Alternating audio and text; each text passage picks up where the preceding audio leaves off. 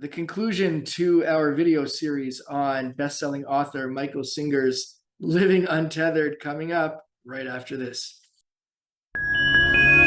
Hey everyone, I'm Yoel and welcome back to my YouTube channel. So grateful to have you. And in today's video, I'm just going to do a brief conclusion on our video series on the best-selling author Michael Singer's Living Untethered. I hope if you're watching this video, that means you've watched the previous 9 videos in this series, 9 meaning number 1, the introduction, and then the following 8 parts to the actual videos broken down by the parts in the book themselves. And then this conclusion being video 10 to end off the series. I've gotten some great feedback, which I'm very grateful for. We've gotten a lot of new subscribers, and thank you to all the subscribers who have subscribed. And if you haven't yet, I would be grateful if you did subscribe.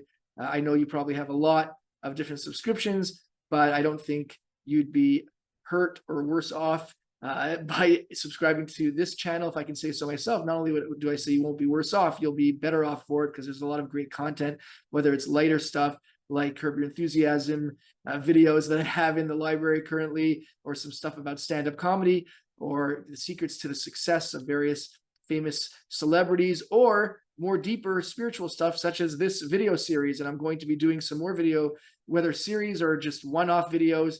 Some of the feedback I got was on certain authors and spiritual masters, and people have asked me to do various videos on those people. So there's a lot of material, and it's just going to be continuing to grow more and more. And I'm very excited about that. So you'll definitely be in good company if you subscribe. The other subscribers are enjoying the channel, and I know you will as well.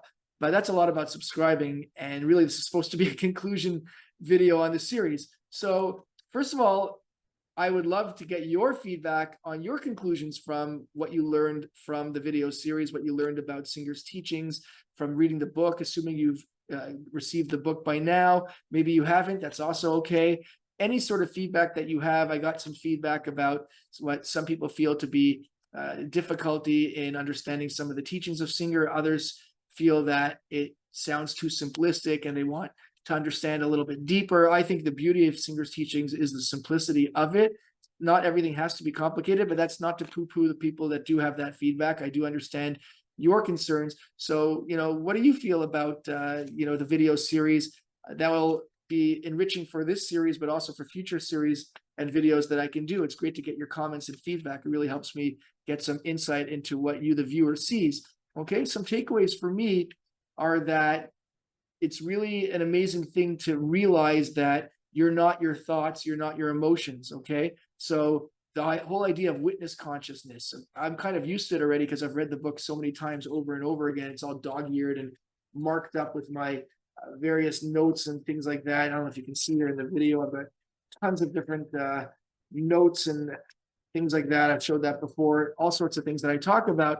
So I've learned a lot, but I'm trying to remember what it was when I read the book for the first time. And the whole idea of witness consciousness and being able to observe your thoughts and emotions and not having to make those as part of you is something that's really amazing to me. Because let's say you're feeling angry or hurt or insulted or offended or any sort of emotion that you're feeling, that emotion is not you. That is emotion that you can witness, that you can observe. So that was a real revelation for me. The whole idea of blockages, samskaras that were really storing patterns inside of us based on our experiences, based on what's coming through the outer world, based on our feelings and emotions, based on our thoughts of the mind that make up the psyche, that form the preferences, our desires, what we want, what we hold on to, what we cling to, okay, or what we cling to, or what we resist, what we suppress, or what we repress. All these sort of ideas that are coming to form samskaras, those blockages, that's a really amazing concept for me, because when things do occur in my life, I'm able to sort of, I can't say always, I'm not claiming to be a guru, but oftentimes now, thanks to Singer, I'm able to sort of say like, okay, that's triggering something, that's coming out of a samskara, right? Singer uses example involving ex-spouses all the time. Singer himself is a divorcee. I'm a divorcee, which is another reason I really related to Singer's teachings. Is, all sorts of ideas that have to do with, if you're trying to avoid going somewhere because your, ex-spouse is there, for example, you can say like, you can notice that, you can observe it, and you can say like, that's coming out of a samskara. Okay, and remember, the other thing is that one of the teachings I really loved, and this I actually I'm remembering because of doing this video series. That's why I'm so grateful to be doing it, because as I say, I'm learning alongside with you who's watching it, is that when you make a decision, it doesn't matter what you actually ultimately decide. I don't want to say it doesn't matter in the sense that you can just do what you want, but that's the point. It doesn't matter what you decide. What matters is your intention. So if your intention is just to do what you want and run rampant and do all the wrong things, so to speak, then that's not a good intention. That's not a pure motive, I should say. But if your motives and intentions are coming from a pure place, from wanting to make the moment in front of you better, then it doesn't really matter what you ultimately decide, as long as you're having that pure motivation and you're learning and growing from that, and you're just always trying to do better and better and better. So I'm kind of going out of order because that's more towards, you know, the latter parts of the videos. Maybe that's why it's a little more fresher in my head. But that to me was something that was really a revelation for me, even though I've read Singer's book so many times. When I read it again to be doing these videos, just that whole idea of what matters most is your motivations and your intentions. That's really very liberating to me, because it means I don't have to worry about the decisions that I make. I don't have to have fear or concern or anything like that. Obviously, there are natural reactions and emotions that could arise from something that goes bad or goes wrong. But at the end of the day, what really matters ultimately is your motivation and your intention, and that you really could work to control, so to speak. You can really work on that. Again, and if you slip, that's okay too. As Singer also says, he reminds us in the last chapter, I think it's the last chapter, one of the last chapters, that it takes time. Don't think you're going to be a guru maybe ever, certainly not overnight. Okay, a lot of the people, Singer writing this book, if you read a story in the Surrender Experiment, it was years and years and years of practice that he was working on all this.